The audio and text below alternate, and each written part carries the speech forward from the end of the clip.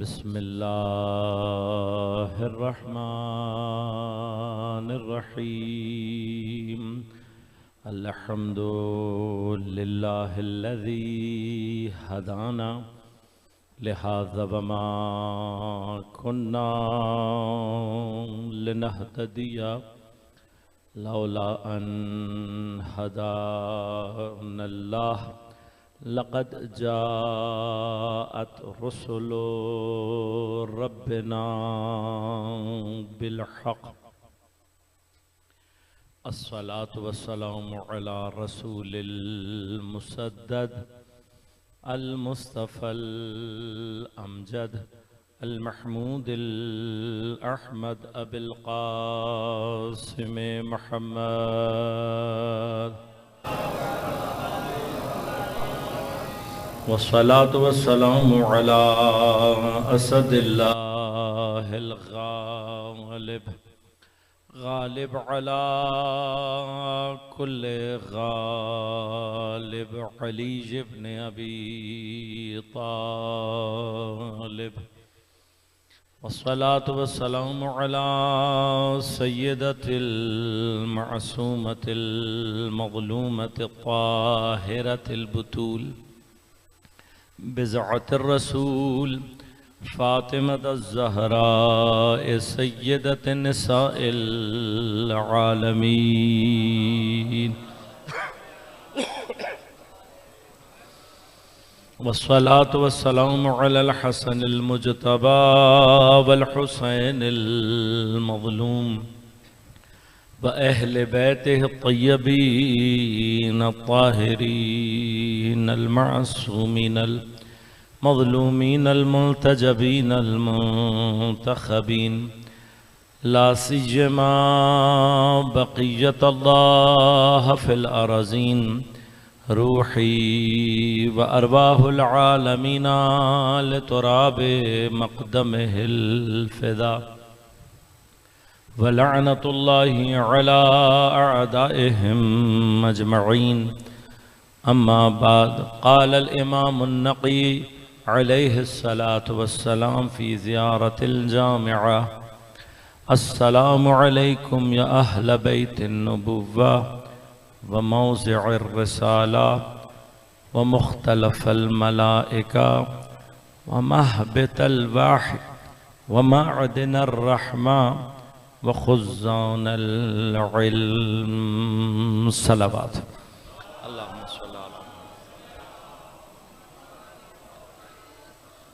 مومنین کرام، سامعین محترم، عزیزان گرام قدر، سن 1446 ہجری کے عاشورہ محرم میں شرح زیارت جامع کبیرہ کے عنوان سے ہماری گفتگو کا سلسلہ جاری ہے.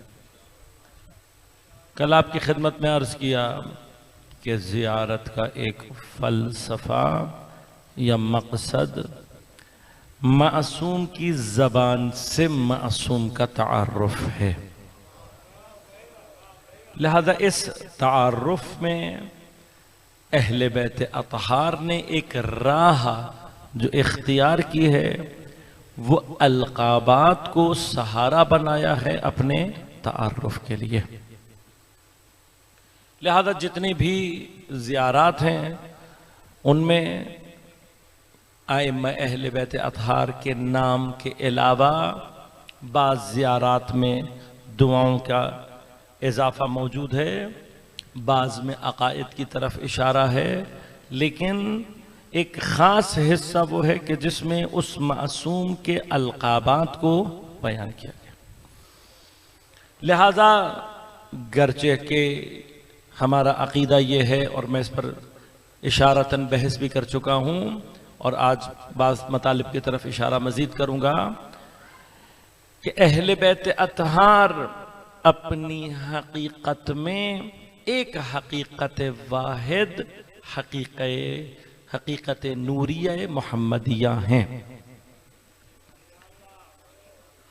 لہذا اول ما خلق اللہ نوری، اللہ نے سب سے پہلے میرے نور کو خلق کیا. جب پیغمبر یہ فرما رہے ہیں تو یہ ناظر اس بات پر ہیں کہ جس وقت یہ نور خلق ہوا تو نوری، میرا نور جب کہا ہے تو مراد کیا ہے؟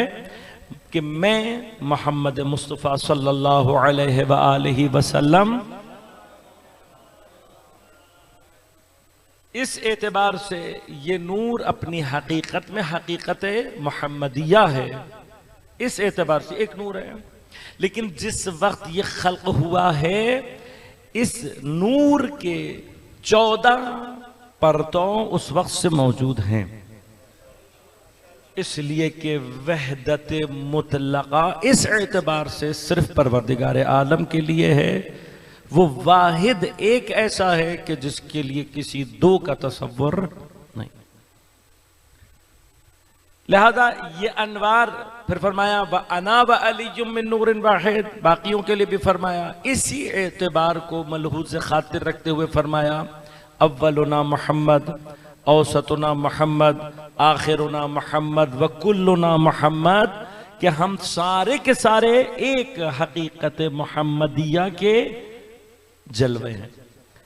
اصل ہماری ایک ہے جو مختلف 14 القاب میں یا 14 قالبوں میں یا 14 شکلوں میں ظاہر۔ اب اس کی ضرورت کیوں ہے یہ اپنی جگہ ایک الگ بحث ہے، لیکن اگر واقعاً کوئی اہل بیت اطہار کی سیرت کا صحیح معنی میں مطالعہ کرے اور واقعاً اس میں غور کرے تو وہ اس نتیجے پر پہنچتا ہے کہ ایسا محسوس ہوتا ہے کہ یہ 14 مختلف افراد زندہ نہیں ہیں، بلکہ گویا ایک آدمی یا ایک شخص ہے، ایک بندہ ہے، ایک شخصیت ہے جو 14 مختلف شکلوں میں زندگی کر رہی ہے۔ لیکن اس کے لیے ضروری یہ ہے کہ انسان کی تاریخ اور سیرت کے اوپر وہ نظر، اس کا علم اور اس کی بصیرت وہ ہو کہ وہ اس جوہر کو نکال سکے۔ اور طول تاریخ میں یعنی یہ حدیث اور اس کا بیان اور اس کے ضمن میں بہت سارے شروحات علماء کرتے رہے ہیں، لیکن موجودہ دور میں رہبر معظم آیت اللہ سید علی خامنائی حفظہ اللہ، ان کی علمی بصیرت اور واقعاً یعنی یہ انسان جب اس مقام پر آتا ہے علم انسان کا خود بولتا ہے، اس کے لیے تعارف کی ضرورت۔ اس حدیث کا طول تاریخ میں سیرت نگار آپ اٹھائیں گے اتنے آپ کو ملیں گے جنہوں نے اہل بیت اطہار کے اوپر سیرتوں میں بڑی بڑی کتابیں لکھ دی ہیں، لیکن رہبر کی ایک کتاب، اور میں نے کئی جگہ اس کو ریکمنڈ کیا اور کرتا رہوں گا کیونکہ واقعاً اس قابل ہے، آپ کو اہل بیت اطہار سے متعلق اگر فرصت نہیں ہے کوئی کتاب پڑھنے کی تو یہ کتاب ضرور پڑھیں، یہ ضرور پڑھیں۔ کتاب کا عنوان ہے 250 سالہ انسان۔ کیا عنوان ہے؟ 250 سالہ انسان، یعنی ایک انسان جس نے 250 سال زندگی کی ہو۔ اب یہ 250 سالہ انسان کون ہے؟ رہبر فرماتے ہیں اگر آپ واقعاً پیغمبر کی سیرت کا مطالعہ صحیح طریقے سے کریں تو یہ 250 سالہ انسان وہ ہے جو یوں سمجھ لے کہ پیغمبر کی حیات شروع ہو رہی ہے سے لے کر 12ویں امام تک جو ایک سلسلہ ہے 250 سال کا، اس کو اگر صحیح مطالعہ کیا جائے تو ایسا لگتا ہے ایک آدمی ہے جو 12 شکلوں میں یا 14 شکلوں میں زندہ رہ رہا ہے۔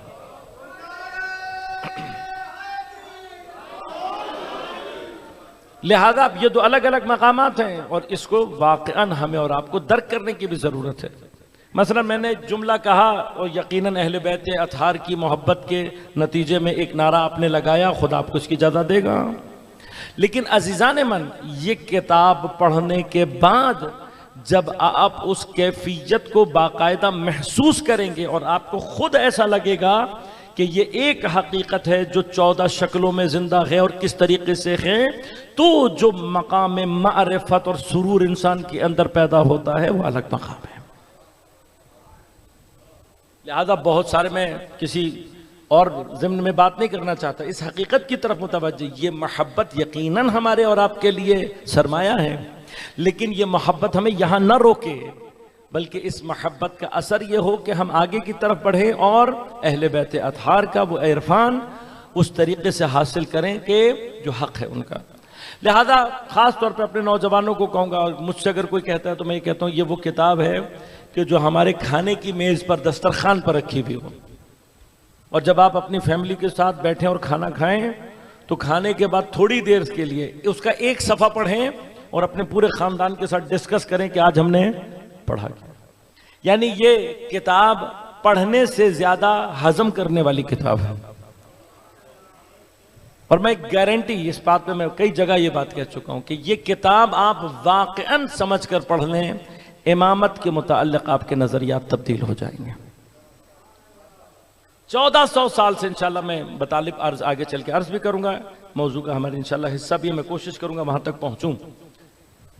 امامت کا جو تصور ہم نے 1400 سال سے اپنے ذہنوں میں بنایا ہوا ہے، وہ ایک ایسی مقام اور منصب کی کیفیت اور فضیلت کی کیفیت ہے جو ہمیں صرف معجزے کر کے دکھا دے، کرامات کر کے دکھا دے، ہم اس کی نسبت بعض فضائل کے حوالے سے آگاہی پیدا کر لیں اور پھر محبت کا اظہار کر کے ہمارا اس کے ساتھ رابطہ کیا ہو کہ وہ ہمارے حوائج کو پورا کر دے، ہماری ضرورتوں کو پورا کر دے، ہماری مشکلوں میں آ کر ہمیں نجات دے. یہ وہ امامت کا تصور ہے جو بطور عمومی ہم نے اور آپ نے اختیار کیا. اس امامت کا نتیجہ کیا نکلتا ہے؟ غور کیجئے گا، یہ مشکل ہے ہماری اور آپ کے ساتھ. اس امامت کے تصور میں امام غائب ہمارے لیے زیادہ اچھا ہے، زیادہ اچھا ہے. کیوں؟ غیبت کی کیفیت میں ہم جو مرضی درخواست ڈال دیں کوئی ٹینشن نہیں ہے. لیکن فرض کریں کہ امام میرے اور آپ کے سامنے بیٹھے ہوئے اور میں اور آپ درخواست لے کر جائیں، یقین کیجئے ہماری بہت ساری حاجات ایسی بھی ہوں گی جو اگر امام سامنے بیٹھے ہوں نا تو ہمیں بتاتے ہوئے شرمندگی محسوس ہوگی.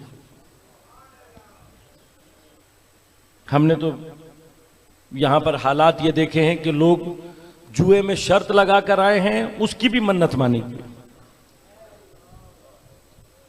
جب انسان پستی کی طرف جاتا ہے تو مقامات، کیا واقعاً اللہ نے مقام امامت ائمہ کو اس لیے دیا ہے کہ وہ ہماری حاجتیں پوری کریں؟ تو ایسا امام پردہ غیبت میں بہترین ہے. دوسرا مسئلہ کیا ہے؟ پردہ غیبت میں نہیں ہوگا تو کوئی نہ کوئی ذمہ داری ہماری اور آپ کی گردن پر. عزیزان من، خود ائمہ نے جو ہمیں چیزیں تعلیم کی ہیں، کاش ہم اس کے اندر تھوڑا سا غور و فکر کریں، ہمارے نظریات تبدیل ہو جائیں.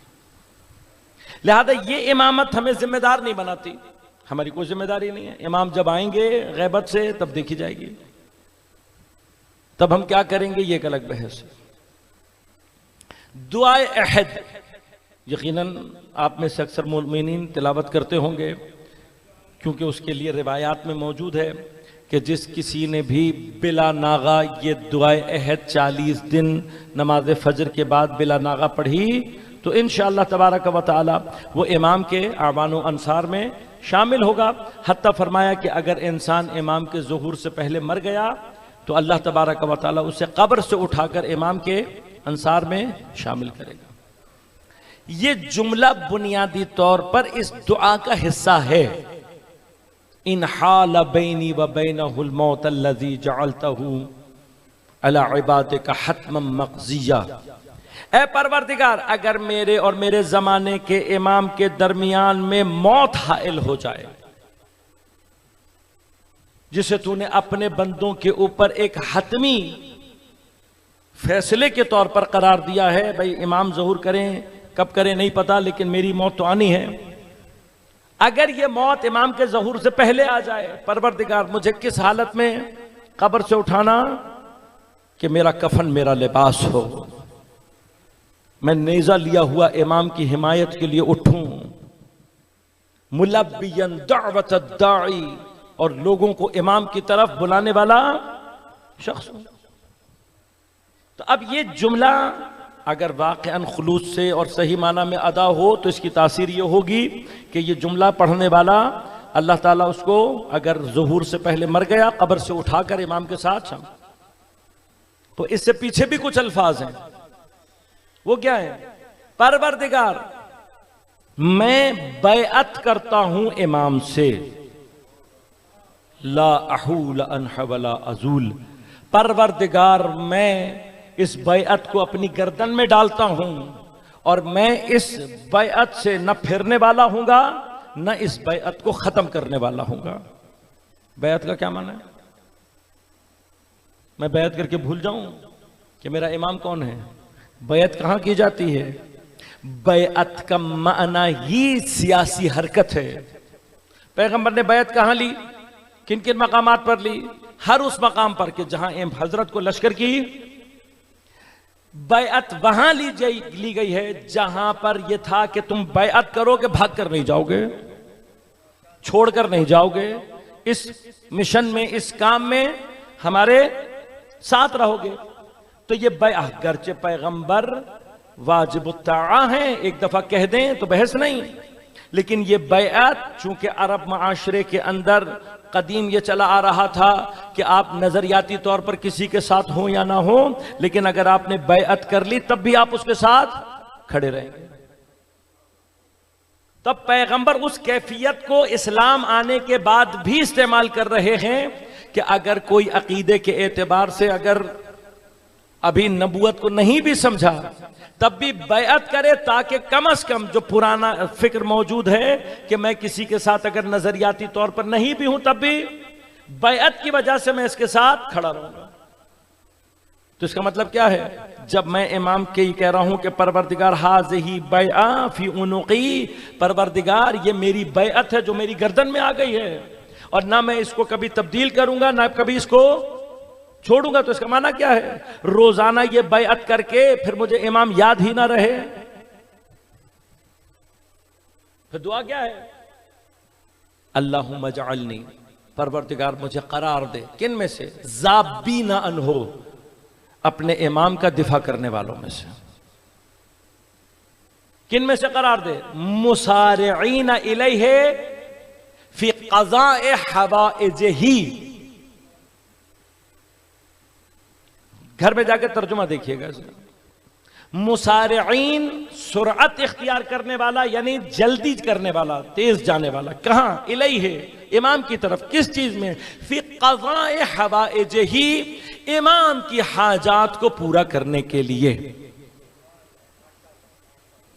تو اگر دعائے عہد کا ترجمہ بھی ایک دفعہ اچھی طرح سے پڑھا ہو تو کچھ معاملات الٹے ہو جائیں گے، اس لیے کہ ابھی تک ہم نے امام کو اپنا قاضی الحاجت بنایا ہوا ہے کہ امام میری حاجات پورا کرے، لیکن دعائے عہد امام کہہ رہے ہیں کہ بیعت ایسے کرو اپنے زمانے کے امام سے، اور کیا کہو کہ مولا یہ بیعت کر رہا ہوں اور مجھے قرار دے پروردگار کہ میں امام کی حاجتوں کو پورا کرنے میں جلدی کروں۔ اب ہمارے ہاں تو امام کو کسی کی ضرورت ہی نہیں ہوتی، ہوتا ہے نا بھائی؟ ہم امام کی کیا مدد کر سکتے ہیں؟ وہ تو مشکل کشا ہیں۔ ہمیں امام کو ہماری ضرورت تھوڑی ہے، ہمارے ہاں ٹریفک ون وے ہے خالی، ہمیں امام کی ضرورت ہے، امام کو ہماری ضرورت نہیں ہے، وہ تو مشکل کشا ہیں۔ تو کیا امام حسین اپنے زمانے کے مشکل کشا نہیں تھے نا؟ تو جب امام حسین اپنے زمانے کے مشکل کشا تھے تو کربلا میں عصر عاشور کیوں کہہ رہے تھے حل من مغیث یغیثنا، ہے کوئی میری مدد کرنے والا؟ تو تھوڑا سا کانسیپٹ چینج کرنے کی ضرورت ہے۔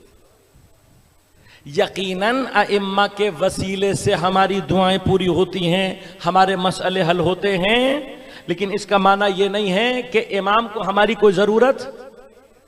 امام کی سب سے بڑی حاجت کیا ہے؟ سب سے بڑی حاجت یہ ہے کہ ہم امام کو اس کا وہ اسٹیٹس دیں، وہ پولیٹیکل اسٹیٹس، وہ سیاسی اسٹیٹس، وہ مقام دیں کہ جس کے لیے اللہ نے اس کو امام بنا کر بھیجا ہے۔ خب امام کا معنی کیا ہوتا ہے؟ امام کا معنی ہوتا ہے لیڈر، امام کا معنی ہوتا ہے رہبر۔ رہبر کو کیا چاہیے ہوتی ہے؟ کیا چاہیے ہوتی ہے؟ پارٹی جو اس کی بھی حمایت کرے، جو اس کے لیے کھڑی ہو، جو اس کی پارٹی ہوتی ہے وہی کرتی ہے نا بھائی۔ آپ خدا نہ خواستہ کسی بھی پارٹی میں اگر چلے گئے، خدا نہ خواستہ اس لیے کہہ رہا ہوں کہ شیعہ اگر واقعاً شیعہ ہو، مسلمان اگر واقعاً مسلمان ہو، اس کا صرف ایک لیڈر ہے اور وہ زمانے کا امام، اور اس کی صرف ایک پارٹی ہے جو کہ اس کے زمانے کے امام کی پارٹی۔ اس کے علاوہ اگر ہم کسی پارٹی میں جا رہے ہیں تو خود سوچ کر جائیے گا۔ امام نے فرمایا، امام محمد باقر علیہ السلام ارشاد فرماتے ہیں،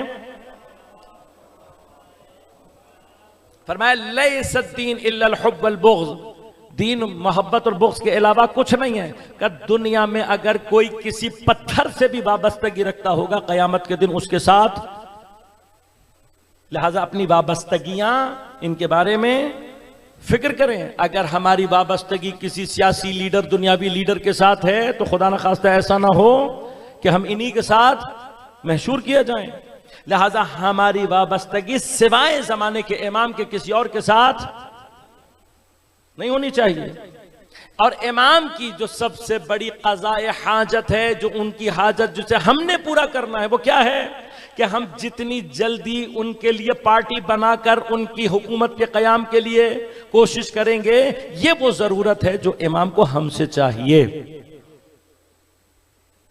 لہذا غور کیجئے گا، امامت کا تصور تبدیل ہو جائے گا اگر آپ اس کتاب کو 250 سالہ انسان اس کو پڑھیں گے، تب آپ کو پتہ لگے گا کہ جو حیثیت اسلامی حکومت میں پیغمبر کی ہے وہی اس کے بعد ائمہ کی ہے۔ بس اگر پیغمبر اپنے زمانے میں حکومت اسلامیہ کے سربراہ اور امام اور اس کے حاکم ہیں تو امامت کا معنی کیا ہے کہ پیغمبر کے بعد اگر حکومت اسلامیہ کسی کا حق ہے تو سوائے معصومین علیہ السلام کے کسی اور کا حق۔ لیکن اس حق کو قائم ہونے کے لیے پر 1200 سال سے امام پردہ غیبت میں کیوں بیٹھے ہیں؟ کس چیز کا انتظار کر رہے ہیں؟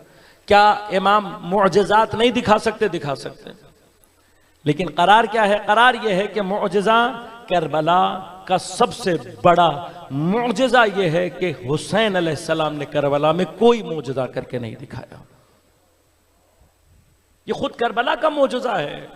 کربلا میں امام اگر چاہتے، مگر ایک ٹھوکر سے پانی نہیں نکل سکتا تھا، امام اگر چاہتے ایک اشارے میں پوری کی پوری لشکر کو ختم کر سکتے تھے یا نہیں؟ کر سکتے تھے۔ لیکن قرار کیا ہے کربلا کا؟ کربلا کا قرار ہی یہ ہے کہ کربلا معجزات سے نہیں، کربلا نظام سے قائم ہونی ہے۔ یہ نظام جہاں قائم ہو جائے وہاں حسین کی فتح ہے۔ لہذا امام کا اصل معجزہ کیا ہے کہ کربلا کو میرے اور آپ جیسے انسانوں کی سطح پر رکھ کر حسین نے وہ کام کر کے دکھایا جو انبیاء نہ کر سکے۔ یہ کمال ہے امام حسین کا، یہ وہ جگہ ہے جو کہ امام حسین کو باقی سب سے ممتاز ہے۔ لہذا اب یہ جو مرحلہ ہے کہ ہم یہ سمجھیں کہ یہ ایک حقیقت نورانیہ ہے جو 14 شکلوں میں، اب ہر سورت اپنے زمانے کے اعتبار سے کچھ اسماء اور صفات الہیہ کو ظہور دیتی ہے، لہذا اس اعتبار سے ہر معصوم کا زیارت نامہ کچھ خاص ایسی صفات رکھتا ہے جو باقیوں میں نہیں ملے گی۔ لیکن اگر آپ ان تمام کی تمام صفات کو ایک جگہ جمع کر کے اس حقیقت نوریہ محمد کی تمام تجلیوں کو جمع کر لے، زیارت جامعہ کبیرہ بن جاتی ہے۔ لہذا اب ائمہ نے کیا کیا؟ اپنے تعارف، اپنی پہچان کا ذریعہ زیارت میں القاب کے ذریعے سے، اب ہم بھی لقب اختیار کرتے ہیں، کبھی اپنے لیے بھی کرتے ہیں، کبھی دوسروں کے لیے بھی کرتے ہیں۔ ہمارا لقب اور معصوم نے جو لقب استعمال کیا اس میں فرق کیا ہے؟ یہ تقریباً آخری منزل اور پھر میں بحث میں ورود پیدا کرتا ہوں۔ ایک لقب میں اختیار کرتا ہوں اپنے لیے، خود اپنا ہی نام کچھ رکھ لوں، علامہ، آیت اللہ، یہ تقریباً ساری چیزیں ماشاءاللہ آہستہ آہستہ فیشن میں آ رہی۔ میرا بہرحال بالکل ہرگز کوئی اشارہ کسی کے لیے جسارت اور توہین کا نہیں ہے، لیکن ایک عام سے طالب علم کی حیثیت سے صرف اتنا جانتا ہوں، ہمارے مکتب میں آیت اللہ اگر ایز اے ڈگری یا ایز اے لقب کہیں استعمال ہوا ہے علماء کے لیے تو وہ صرف مراج اعظام کے لیے استعمال ہوا ہے عام طور پر، اور ٹیکنیکلی اس حرمت کو ہمیں باقی رکھنا چاہیے۔ ایک لقب وہ ہے جو ہم خود اختیار کرتے ہیں، ایک لقب وہ ہے جو لوگ ہمیں دیتے ہیں۔ مثلا آپ مجھے ہر روز اگر مسجد میں دیکھیں گے تو آپ کہیں گے بھئی مولانا صاحب بڑے نمازی آدمی ہیں، بڑے پرہیزگار آدمی ہیں۔ اب مولانا صاحب ریاکاری کرنے کے لیے آئے ہیں، لوگوں کو بے وقوف بنانے کے لیے آئے ہیں، یہ پتہ تھوڑی ہے۔ ہم تو صرف ظاہر دیکھیں گے اور ظاہر دیکھنے کے بعد اسی ظاہر کے مطابق لقب دے دیں گے۔ ایسا بہت ہوتا ہے تاریخ میں. کچھ القابات ہیں جو کہ سیاسی طور پر استعمال ہوتے ہیں، اور یہ تاریخ میں بہت ہوا ہے کہ جب لوگوں نے دیکھا کہ بھئی ہم جس کے پیچھے چل رہے ہیں وہ تو بالکل خالی ہے، اسے تو گھر والے کوئی لقب نہیں دیتے، اور جو ہمارے مثلاً سامنے ہیں اس کو کبھی خدا لقب دے رہا ہے، کبھی رسول لقب دے رہا ہے، کبھی قرآن لقب دے رہا ہے، تو پھر انہوں نے کام یہ شروع کیا، اور یہ کام ہوا. شام میں فیکٹریاں لگیں، جعلی حدیث تیار ہوئیں، اور پھر اہل بیت اطہار کے القابات کو، ہاں ہمارے اردو میں کہتے ہیں بندر بانٹ، القابات کی ہو گئی. یہ لقب تم رکھ لو، وہ لقب تم رکھ لو، القابات بٹے اسی طرح سے. لیکن جب خدا مثلا کسی کے لیے لقب اختیار کرے، جب پیغمبر کسی کے لیے لقب اختیار کریں، جب معصوم کسی کو کوئی لقب دیں، تو اول نہ تو سیاسی ہوتا ہے.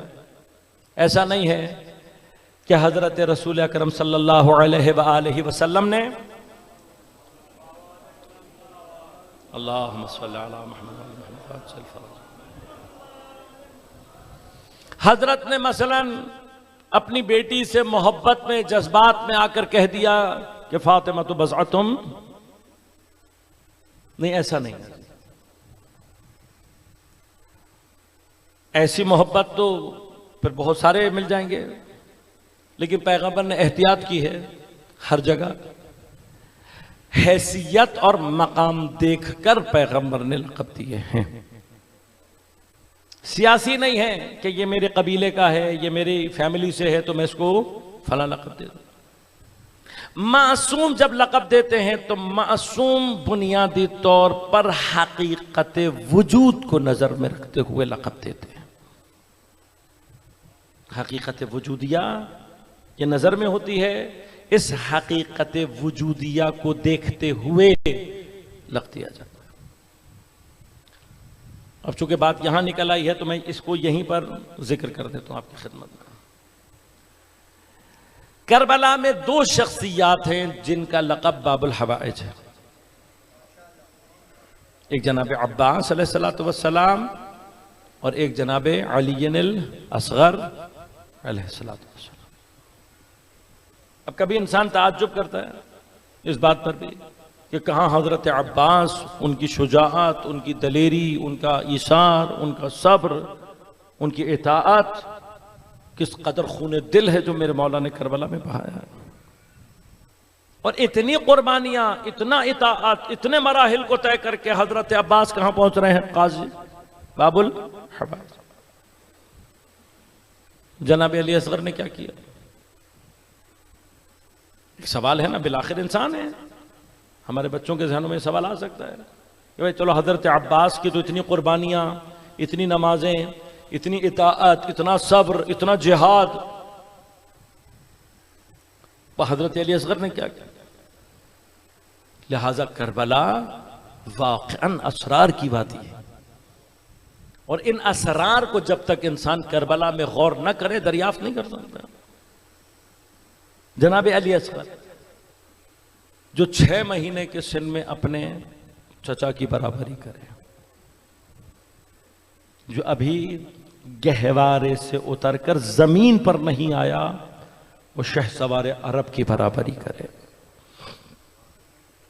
جس کی زبان نے ابھی کچھ بولنا شروع نہ کیا، وہ حضرت عباس اس محامی دین کی برابری کرے.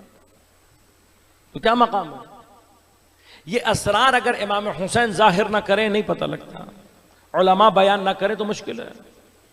لہذا علماء عرفاء نے فرمایا کہا کہ کربلا میں ایک امتحان اور ایک میدان جنگ تلوار کا ہے، لیکن ایک میدان خاص سے جس کا تعلق کربلا کی پیاس سے ہے. لہذا یاد رکھیے گا، کربلا کی پیاس جیسی پیاس تاریخ میں نہیں ہے. اس کیفیت کو جو عاشور کے دن قائم ہو گئی، ایسی پیاس آپ کو تاریخ میں کہیں نہیں ملے گی۔ اور ان پیاس کے مراحل میں جو مرحلہ سید الشہداء درک کر رہے ہیں، اسے ہم اور آپ تصور بھی نہیں کر سکتے۔ لہذا بعض اسرار پر سے جو پردہ ہٹایا گیا وہ مرحلہ ہے کہ جب جناب علی نیل اکبر واپس آئے ہیں اور جنگ کرنے کے بعد 3 دن کی پیاس، زرہ خود پہنا ہوا جنگ کر رہے ہیں، پسینے اور نکل رہے ہیں، سختی اور ہے، دھوپ اپنے عروج پر ہے، ایک پورا حملہ کر کے واپس آئے اور کہا بابا 2 گھونٹ اگر پانی مل جائے۔ اب جناب علی اکبر کی پیاس کو آپ لے کر جائیں اس مقام پر اور اس کیفیت میں، امام کیا کہہ رہے ہیں؟ اپنی زبان کو میرے دہن میں رکھو، شاید تمہیں کچھ طری محسوس ہو جائے۔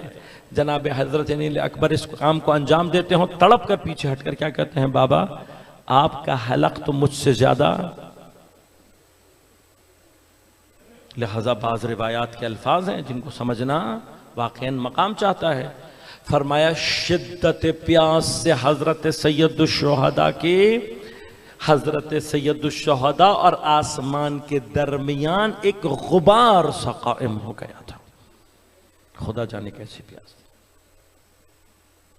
لہذا عرفاء فرماتے ہیں، جب یہ سوال یہ لوگوں نے اعتراض کی سیرت میں کیا کہ کیوں ہے حضرت امام حسین نے اپنے اصحاب اور انصار کو پہلے رن میں بھیج دیا، قربانی کی منزل تھی، اپنے بچوں کو پہلے بھیج دے، تو ایک جواب جو عرفاء نے دیا وہ کیا ہے؟ فرمایا کہ چونکہ خود پیاس ایک امتحان تھا، لہٰذا امام نے اپنے انصار کو پہلے اس لیے بھیجا کہ شاید اس امتحان میں ان کے لیے کچھ کمی، یہ مجھ سے پہلے، میرے بچوں سے پہلے حوض کوثر تک پہنچ جائیں، لہذا امام نے ان کو مقدم کیا۔ لیکن عزیزان من، اس کا معنی کیا ہوا کہ جو جتنی دیر میں امام جس کو بھیج رہے ہیں، امام کی نظر میں کہ جو وسعت وجودی کو دیکھ رہا ہے، امام یہ دیکھ رہے ہیں کہ یہ صبر میں کس مقام پر کھڑا ہے اور یہ کس مقام صبر پر آ کر اس پیاس کا مقابلہ کر سکتا ہے۔ اگر یہ معیار میرے اور آپ کی سمجھ میں آ رہا ہے تو اب یہ فیصلہ کریں کہ جو کربلا میں سب سے آخر میں گیا ہے، اس کا معنی کیا ہوگا کہ سید الشہداء اپنی نگاہ امامت سے یہ دیکھ رہے ہیں کہ مقام صبر میں سب سے زیادہ وسعت وجودی اس کی ہے۔ لہذا حضرت عباس تلوار کے جہاد کے اعتبار سے سب سے آخری شہید، اور یہ مقام یہ بتا رہا ہے کہ یہ حضرت کا صبر شہادت کے مقابلے پر ان کی اس وسعت وجودی کو ظاہر کر رہا ہے۔ لیکن پیاس میں جو اپنے چچا کے برابر کھڑا ہے وہ جناب علی الاصغر ہے، اس لیے کہ پیاس کے امتحان میں جو اپنے بھی چچا کے بعد گیا ہے وہ جناب علی الاصغر ہے۔ لہذا عجیب مقام ہے، عجیب مقام ہے۔ کبھی تاریخ کربلا کے ان اسرار کو نکال کر دیکھے انسان۔ پیاسے تو جناب علی اصغر 7ویں محرم سے ہی ہیں، لیکن کیا 7ویں محرم کو، اور پھر چونکہ پیاس کی شدت اس منزل پر ہے کہ یہاں پانی ختم ہو کر پیاس کی شدت بڑی ہے، اور وہاں جناب ام رباب سلام اللہ علیہا کا دودھ بھی خشک ہو گئے۔ لہذا جناب علی الاصغر بھوک اور پیاس میں باقی سب کے ساتھ ساتھ ہیں، لیکن کیا 7 محرم کو کسی نے آواز سنی؟ کیا 8 محرم کو کسی نے جناب علی اصغر کی آواز سنی؟ کیا کسی نے 9 محرم کو سنا کہ علی اصغر بے چین ہیں؟ کیا صبح عاشورہ سے لے کر عصر عاشورہ تک کوئی آواز سنائی دی نہیں دے رہی؟ واحد مقام کیا ہے؟ اب یہاں سے معلوم ہوتا ہے کہ جسے تم بے شعور بچہ سمجھ رہے ہو، یہ حسین کا بچہ ہے جو خدا جانے شعور کی کس منزل پر ہے، لیکن اپنے عمر کے اعتبار سے اپنے شعور کا اظہار کس کیفیت میں کر رہا ہے؟ اس وقت تک جناب علی اصغر نے آواز نہیں نکالی ہے جب تک امام حسین نے استغاثہ بلند نہیں کیا۔ سوچے تو یہ اسرار کربلا ہے، کیا واقعاً یہ اسرار ایسے سمجھ میں آ سکتے؟ نہیں آ سکتے۔ لہذا جس وقت امام نے یہ آواز لگائی ہے کہ حل من مغیث یغیثنا، ہے کوئی میری مدد کرنے والا، تو اب یہاں واجب ہے ہر ذی شعور پر حسین کی نصرت کرنا، اور اس وقت میں جو اپنے شعور کی معراج پر ہے، گرچہ چھوٹا ہے لیکن سب سے بلند ہے، جناب علی علیہ السلام۔ لہذا تاریخ ہے کہ اس استغاثے کا اگر کوئی جواب ہے تو جناب علی اصغر دے رہے ہیں۔ وہ بچہ جو پیاس کی شدت سے، یہ واقعات ہے تاریخ کے، جب امام حسین جناب علی اصغر کو لے کر گئے تو کیا کہا ہے؟ کیف یتلذا۔ علماء کہتے ہیں یہ لفظ جو امام نے استعمال کیا ہے، یہ مچھلی کی اس حالت کے لیے استعمال کیا جاتا ہے کہ جہاں مچھلی کو جب پانی سے نکالتے ہیں اور وہ بہت دیر تک تڑپنے کے بعد اپنے بدن کی ساری قوت کو ختم کر دیتی ہے، اور آخری کیفیت جو اس کے اندر بچتی ہے زندگی کی، وہ کیا ہوتی ہے کہ پیاس کی شدت سے منہ کھول رہی ہوتی ہے اور یہ طاقت رہ جاتی ہے۔ اور اس کا علماء کہتے ہیں کہ اس حالت میں اگر مچھلی کو پانی میں ڈال بھی دو تب بھی وہ زندہ نہیں رہ پاتی۔ امام اس لفظ کے ساتھ بتا یہ رہے ہیں کہ تم نے اگر میرے علی اصغر کو پانی پلا بھی دیا تو شاید یہ بچے گا نہیں۔ اب اس ساری کیفیت میں استغاثے کا واحد جواب کون دے رہا ہے؟ یہ مقام وسعت وجودی حضرت علی الاصغر ہے کہ جو حضرت کو اس مقام، اب اس مقام کو کون در کر سکتا ہے؟ ہماری اور آپ کی حیثیت نہیں ہے۔ یہ تمام کے تمام واقعات کربلا میں رونما نہ ہوئے ہوں، ہم تک آپ تک نہ پہنچے ہوں تو ہمیں تو یہ بھی سمجھ میں نہیں آئے گا۔ لہذا غور کیجئے گا، اس ایک لقب کو دریافت کرنے کے لیے یہ ساری کی ساری بصیرت اور یہ سب کچھ نہ ہو تو مجھے اور آپ کو یہ بھی سمجھ میں نہیں آئے گا۔ لہذا اب میری اور آپ کی ایک طرح سے مشکل آسان کرتے ہیں اہل بیت کیا کر کے؟ خود اپنا تعارف کرا کر، ہم کون ہیں، اور یہ لطف ہے ان کا۔ اب جتنے بھی القابات اہل بیت نے اپنے بیان کیے ہیں تو ان کی تعداد اور کیفیت کو ایسے رکھا ہے کہ جو مجھ جیسے کہ دائرہ عرفان میں کہیں نہ کہیں، ورنہ واقعاً ایسا ہے حزیزان من، اہل بیت اطہار کی نسبت بہت کچھ ایسا ہے جو ہمیں اور آپ کو سمجھنے کی ضرورت ہے۔ ان میں سے ایک مرحلہ یہ ہے کہ خود اہل بیت اطہار اس مقام فضیلت پر ہیں کہ دنیا کے اندر، اس دنیا کے جو مٹیریل ورلڈ ہے جو کہ ٹائم اینڈ اسپیس کانسٹرینٹ میں ہے، اس کے اندر وسعت نہیں ہے کہ اہل بیت اطہار کی بعض فضیلتوں کو ظاہر کر سکے۔ ہمیں اور آپ کو سمجھنے کی ضرورت ہے۔ اور پھر یہ نعرے لگانے سے زیادہ یہ مقام ہے کہ جب خدا نے ہمیں ایسی ہستیاں عطا کر دی ہیں تو حق یہ کہ ہے کہ ہم ان کے پیچھے کھڑے ہو کر کم از کم اپنی وہ ذمہ داری ادا کریں کہ جس کے وہ ہم سے منتظر ہیں۔ کم از کم ہم یہ کام، مقامات فضیلت اہل بیت اطہار، لہذا ہماری تو حیثیت اور اوقات نہیں ہے کہ ہم بہت سارے فضائل کو بیان کریں، لیکن یہ مقام ہے، میں اس کو پہلے بھی ذکر کر چکا ہوں کہ اپنے اندر علماء نے اس کو بحث کیا ہے کہ قیامت کے اتنے بڑے ہونے کی کیا ضرورت ہے۔ قیامت بہت بڑی ہے، قیامت کی اس ایمنس اور اس عظیم کیفیت کو بیان کرنے کے لیے خدا مجھے اور آپ کو کیسے سمجھا رہا ہے؟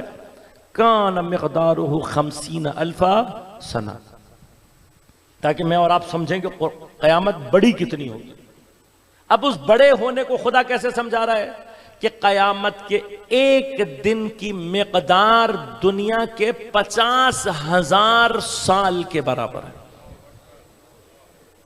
قیامت کا ایک دن ہے دنیا کا 50,000 سال۔ یہ اس لیے بتا رہے اللہ تعالیٰ کہ میں اور آپ متوجہ ہوں کہ اتنی ایمنس، اتنی بڑی، اتنی عظیم ہوگی قیامت۔ لیکن اب سوال ہے، خدا مگر سریع الحساب نہیں ہے؟ خدا سریع الحساب ہے، خدا کو حساب کرنے میں ٹائم نہیں لگتا۔ وہ اس قدر سریع الحساب ہے کہ جب بندے قبر سے اٹھ رہے ہوں گے، اس اٹھنے کی کیفیت میں ہی ان کا حساب کتاب۔ پھر اتنی بڑی قیامت کی ضرورت کیا ہے؟ یوم حساب اتنا بڑا کیوں ہوگا؟ کیا ٹائم لگے گا؟ تو بہت ساری اور جوابوں کے علاوہ، اس کے علاوہ فرمایا کہ قیامت کو جو کہا گیا مالک یوم الدین، اللہ نے یوم الدین کہا، پھر اس کی مالکیت کو اپنی طرف اشارہ کیا، مگر اللہ مالک دنیا نہیں ہے۔ مگر کہیں پورے قرآن میں آپ نے خدا کی نسبت یہ لقب پڑھا کہ خدا نے یہ کہا میں مالک دنیا ہوں؟ ہے یا نہیں ہے؟ وہی مالک ہے، وہی مختار ہے، سب کچھ اسی کا ہے۔ لیکن یاد رکھیے گا دنیا کے اندر جو پستی پائی جاتی ہے وہ اس قابل نہیں ہے کہ خدا اسے اپنی طرف نسبت دے، اور یہ ہم نے اور آپ نے سمجھنا ہے۔ اگر ہم دنیا کی اس پستی کو سمجھیں گے تب ہمیں سمجھ میں آئے گا کہ اللہ نے ہمیں دنیا میں اس دنیا کے لیے نہیں بھیجا، اس دنیا کے لیے بھیجا ہے۔ ہماری جو دنیا ہے، ہماری جو دنیا ہے، ہمارے لیے جو اللہ نے دنیا رکھی ہے وہ یہ نہیں ہے۔ ہماری حقیقی دنیا آخرت ہے۔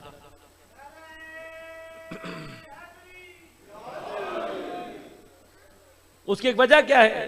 اگر واقعاً کوئی اہل بیت اطہار سے محبت کرنے والا ہے، اس کے لیے قیامت اصل دنیا کیوں ہوگی؟ اس لیے کہ قیامت میں اہل بیت اطہار کی فضیلت کے جو مقام وہ دیکھے گا اور ان کو درک کرے گا، تب اس کی زندگی، حقیقی زندگی خوشگوار ہوگی۔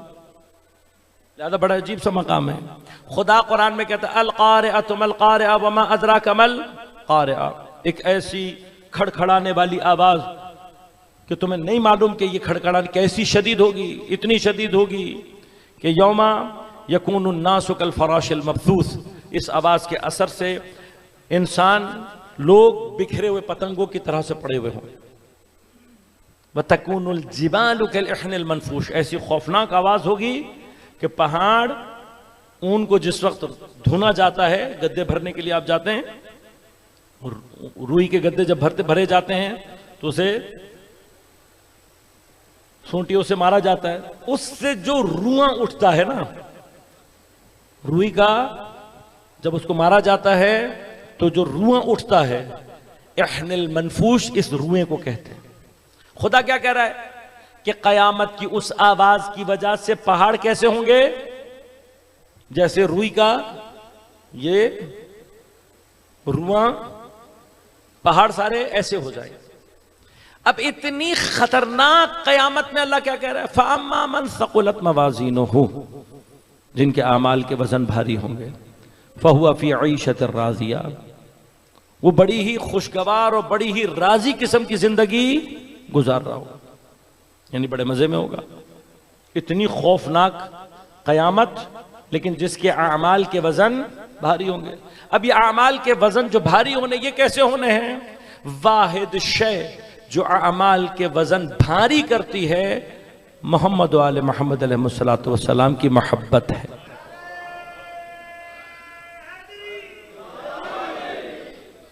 اور یہ میں ایسے نہیں کہہ رہا، میں دلیل دے دیتا ہوں، دلیل آپ تک پہنچا دیتا ہوں کہ اس محبت کی ادنا ترین تجلی اور اس کی کیفیت کیا ہے؟ ادنا ترین تجلی اس محبت کی محمد و آل محمد علیہ السلام پر درود کی شکل میں ہے۔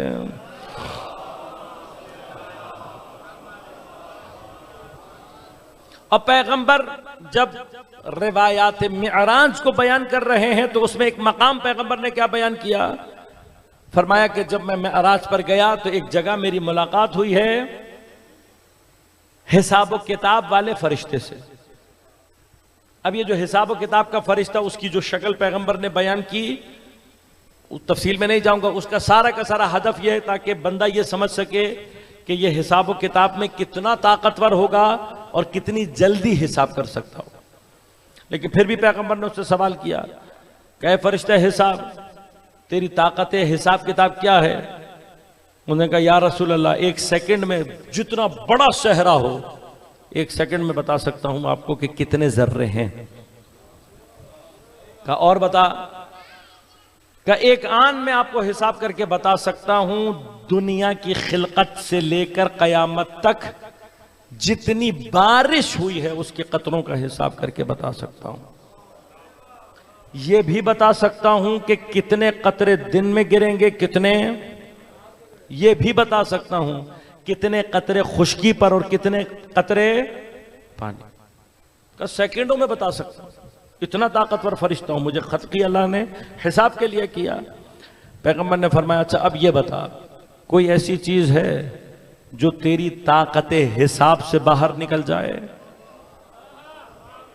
کوئی ایسی بھی چیز ہے جسے تو حساب نہ کر سکے، تیری طاقت حساب سے ہی باہر نکل جائے؟ اس نے کہا ہاں یا رسول اللہ ہے۔ کیا ہے؟ کہا جب زمین پر مومنوں کی کوئی جماعت آپ اور آپ کی آل پر درود بھیجتی ہے،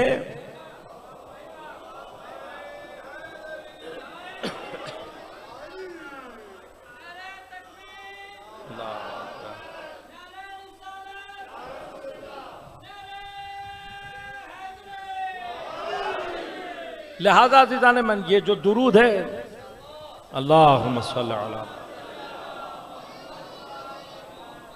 کوشش کیا کریں کہ ایک مل کر پڑھیں، اور ہمیشہ کوشش کیا کریں جتنی بلند آواز سے پڑھ سکتے ہیں پڑھیں اپنے لیے۔ اللہم صلی علی،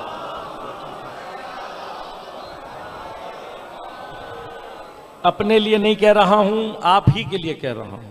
جتنا مل کر پڑھیں گے، جتنے افراد شامل ہوں گے اتنا، کیونکہ جب اس فرشتے نے کہا کوئی جماعت، تو عربی قاعدے کے اعتبار سے جماعت 3 لوگوں سے شروع ہو جاتی۔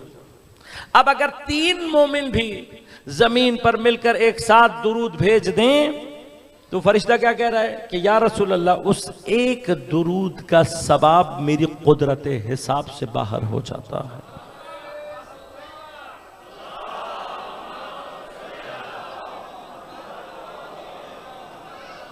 اب لازمات ہے جتنے افراد زیادہ ہوتے چلے جائیں گے اتنی ہی اس کی کیفیت، اور بلند آواز میں کیوں؟ اس لیے کہ میں نہیں کہہ رہا، معصوم نے فرمایا ہے کہ جتنا تم بلند آواز سے درود پڑھو گے، یہ بلند آواز سے درود پڑھنا تمہارے دلوں سے نفاق کو خارج کرتا ہے۔ اللہم صلی علی۔ لہذا عزیزان من اب جن ذوات مقدسہ پر بھیجے والے ایک درود کا حساب فرشتہ حساب نہ کر سکے، تو ان کی عظمت، ان کی محبت اس میں دنیا میں ہے سکت کہ دنیا ظاہر کر سکے؟ مثلا دنیا کے اندر حیثیت نہیں ہے کہ اہل بیت اطہار کی فضیلت۔ جی جی بالکل درست فرمایا۔ جی جی ان اللہ و ملائکتہ یصلون علی النبی یا ایھا الذین آمنوا صلوا علیہ وسلموا تسلیما۔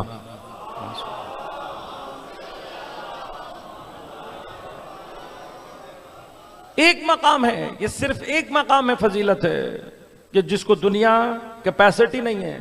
لہٰذا خود قیامت کے بارے میں ارشاد فرمایا کہ یہ جو خدا کہہ رہا ہے مالک یوم الدین، قیامت کے لیے اپنی مالکیت کو لازمت ہے، خود قیامت میں اللہ کی مالکیت نے جن سے ظہور کرنا ہے وہ نور مقدس محمد و آل محمد علیہ السلام۔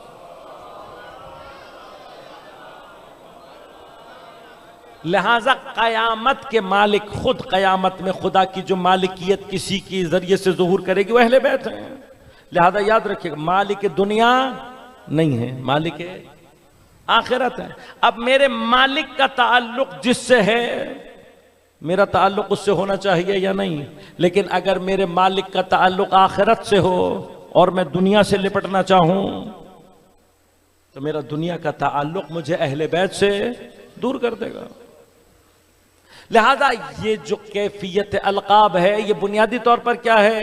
یا اگر اپنا تعارف نہ کراتے تو ہم جیسے، اب زیارت جامعہ میں جو تعارف کرایا ہے امام نے یہ کہہ کر السلام علیکم یا اہل بیت نبوہ۔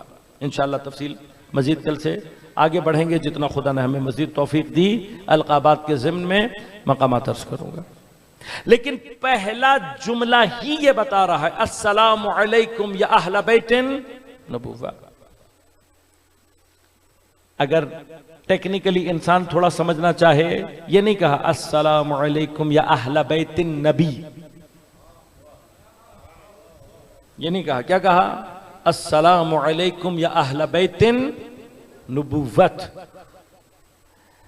سلام ہو آپ پر کہ جو اہل بیت نبوت ہیں، یعنی ہم جن پر سلام بھیجنے جا رہے ہیں، ان کا پیغمبر سے، نبی سے تعلق مت دیکھنا، اصل نبوت سے تعلق دیکھنا. اور یہ فرق ہے بنیادی طور پر. لہذا ہم جب کسی کے لیے اہل بیت کا لفظ استعمال کرتے ہیں عام طور پر بھی، تو میں تمام برادران کو یہ پیغام یہاں سے دے رہا ہوں کہ بھئیہ یہ فاصلہ ہمیشہ رکھنا. ہم کبھی بھی نبی کے جسمانی اور ظاہری اعتبار سے اہل بیت کی بات نہیں کر رہے ہوتے.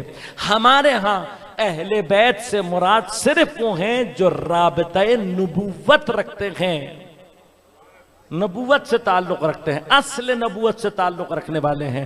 تو ایسا ہو سکتا ہے کہ پیغمبر کے گھر میں رہنے اور آنے جانے والے لوگ بہت سارے ہوں، لیکن پیغمبر سے ان کی اصل نبوت کے اعتبار سے اہلیت پانے والے صرف اہل بیت اطہار ہیں. اس لیے کہ نبوت کی اپنی اصل عصمت چاہتی ہے، لہذا جو عصمت کے مرحلے پر نہ آ سکے وہ کبھی بھی نبوت سے رابطہ پیدا نہیں کر سکتا. لہذا کل سے انشاءاللہ عرض کروں گا مطالب آپ کی خدمت میں. یہ پہلا ورود ہے، یعنی یہ سلام بھیجتے ہوئے زائر اس بات کو ذہن میں رکھے کہ میں جن ذوات مقدسات سے اپنے آپ کو وصل کرنے جا رہا ہوں، یہ پیغمبر کے گھر میں ظاہری طور پر رہنے والے لوگ نہیں ہیں، بلکہ یہ پیغمبر سے اصل نبوت میں جڑے ہوئے لوگ. لہٰذا اگر میں ان سے کنیکٹیوٹی پیدا کرتا ہوں تو گویا میرا رابطہ اصل نبوت سے ہو جائے گا. اگر میرا رابطہ اصل نبوت سے ہو جائے تو یہ نبوت بنیادی طور پر مقصد ہی اس کا کیا ہے؟ خدا کی طرف حرکت کرنا. لہٰذا میرا ان سے رابطہ کرنا گویا مجھے خود بخود خدا کی طرف لے کر جائے گا. ان تمام مقامات اور ان تمام کیفیات کو ظہور دینے کے لیے حسین کربلا میں ہیں. 7ویں محرم ہے کہ جب میرے مولا کے خاندان پر پانی کو بند کر دیا گیا.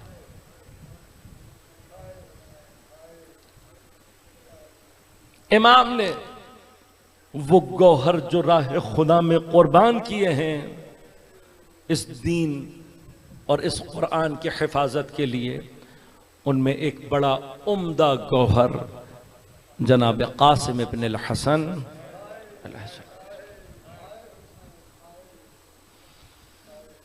میں ایک کچھ دیر کے لیے چاہوں گا کہ تذکرہ کروں آپ کی خدمت میں حضرت قاسم کے بھائی اور امام حسن کے اس بیٹے کا جس کا عام طور پر ہمارے ہاں تذکرہ،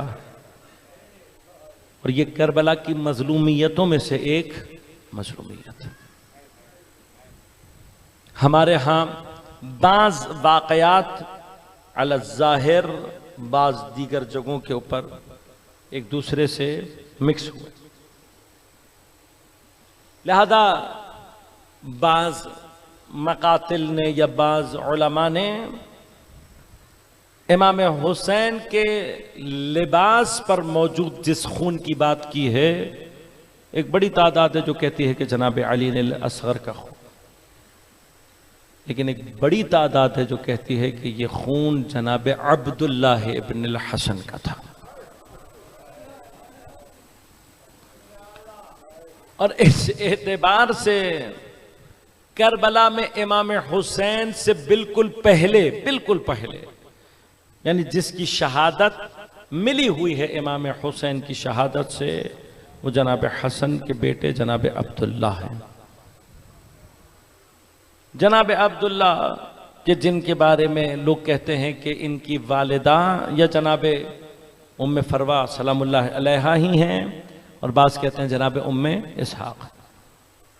لیکن جس کے بطن سے بھی جب امام کی شہادت ہوئی ہے اس وقت یہ اپنی ماں کے بطن میں تھا، یعنی امام کی شہادت کے بعد ان کی ولادت ہوئی ہے.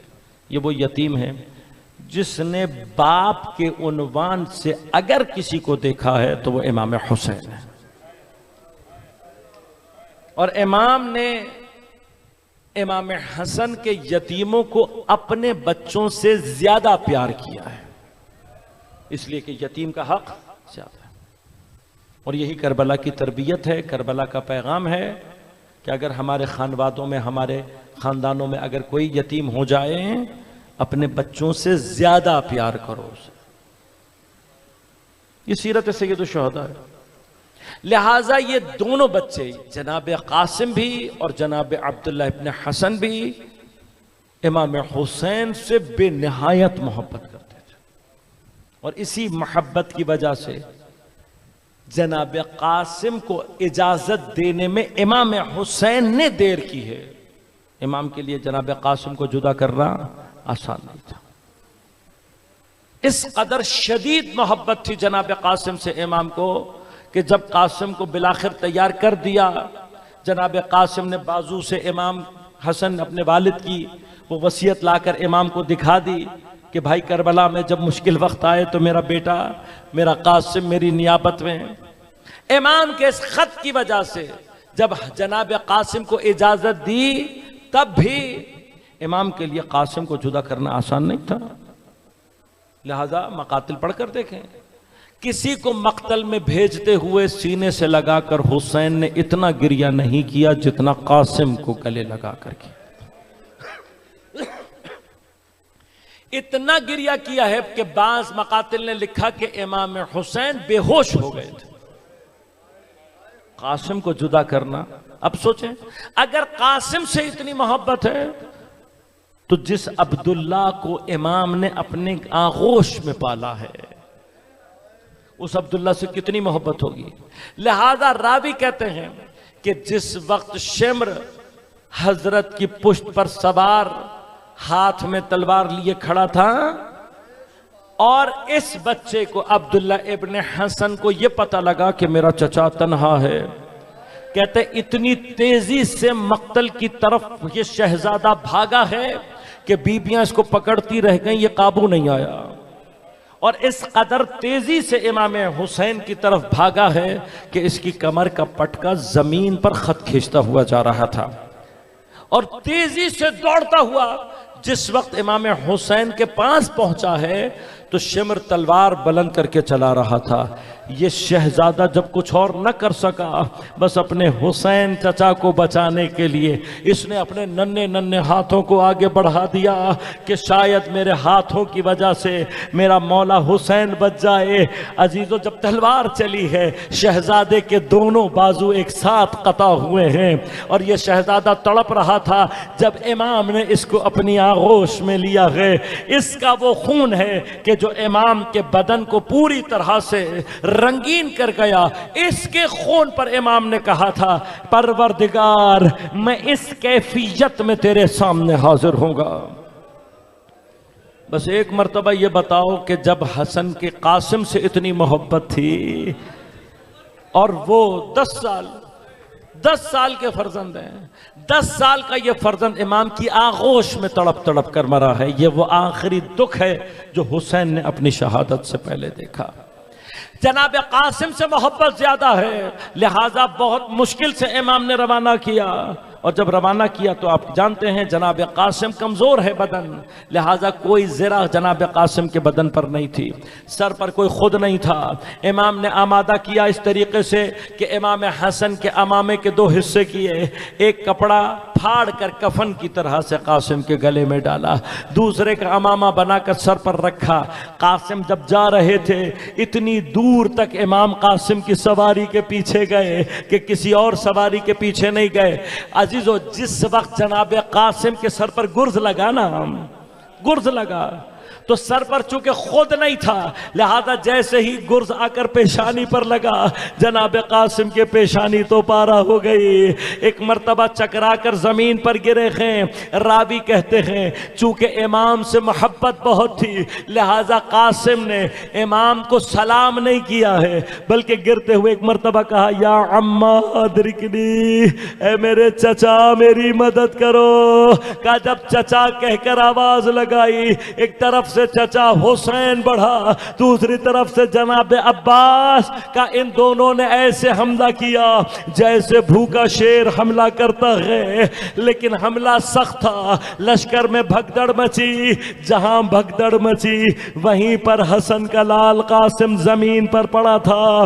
آیت اللہ جعفر شوشتری کہتے ہیں کسی شہید نے امام کو ایک سے زیادہ آواز نہیں دی، لیکن قاسم نے کئی آوازیں دی ہیں۔ فرمایا جب بھی قاسم کے بدن پر گھوڑے کا سم لگتا تھا تڑپ کر کہتے تھے یا عمہ ادرکنی، اے میرے چچا میری مدد کو آؤ، اے میرے چچا میری مدد کو آؤ۔